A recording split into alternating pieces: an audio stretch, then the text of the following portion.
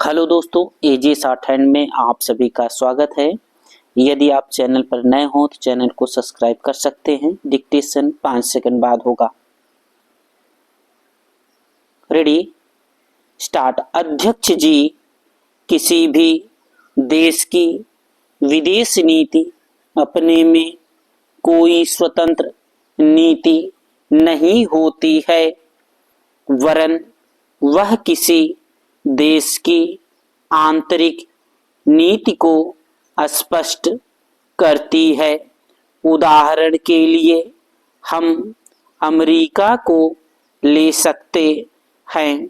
उसने अपने यहाँ अधिक अन्न पैदा किया और जब उसके पास अनाज फालतू बच गया तब वह अपने बकाया अनाज की बिक्री के लिए ऐसे देशों की तलाश करने लगा जो उधार पर माल ले सकते हों, किंतु हमारी आंतरिक नीति ने यह तय किया कि खर्चीले ढंग से सरकार चलाएंगे और स्वदेशी मुद्रा की कोई राशि हमारे पास नहीं बचेगी।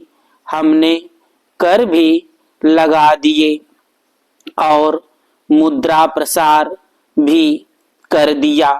कुछ संकट पड़ने के बाद इस बात की आवश्यकता को नहीं समझा कि उस पैसे का कहीं अन्यत्र उपयोग कर सके। पैरा श्रीमान, मुझे माननीय प्रधानमंत्री जी के इस कथन पर दुख होता है कि दुनिया के अमीर और गरीब देशों का अंतर लगातार बढ़ता जा रहा है। मैं उनसे यह पूछना चाहती हूँ कि भारत की विदेश नीति ने उस अंतर को घटाने की क्या कोशिश की है। क्या भारत सरकार ने कभी दुनिया की पंचायत में यह कहने की हिम्मत की है कि बालिग मताधिकार के आधार पर यूएनओ का चुनाव होकर एक संसद बनाई जाए? और क्या आप में यह देखने की हिम्मत है कि फौज के हिसाब से कर लगाकर एक विकास का खाता खोल दिया जाए? जो देश विकसित हैं उनके मजदूरों का 1 घंटा हमारे देश के मजदूरों के 100 घंटों के बराबर माना जाता है, क्योंकि उनके पास साधन हैं। इसलिए यह अंतर और भी बढ़ता चला जा रहा है।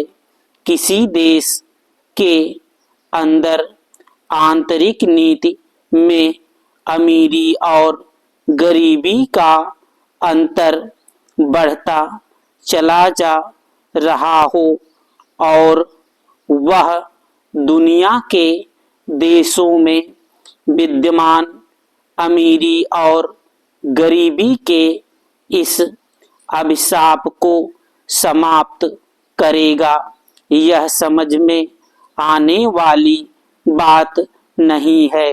पैरा अब मैं आपका ध्यान एक और बात की ओर दिलाना चाहती हूँ। पूर्वी जर्मनी को मान्यता देते हमें परेशानी होती है, इसलिए कि शायद पश्चिमी जर्मनी को बुरा लगे, लेकिन पश्चिमी जर्मनी ने तो अपनी रक्षा का भार दूसरों पर छोड़ दिया है। उसने अपनी पूरी शक्ति इस बात पर लगा दी है कि अधिक से अधिक उत्पादन किया जाए। आपने जो समय दिया उसके लिए मैं आभार प्रदर्शन करता हूँ और आपका धन्यवाद करता हूँ। स्टॉप।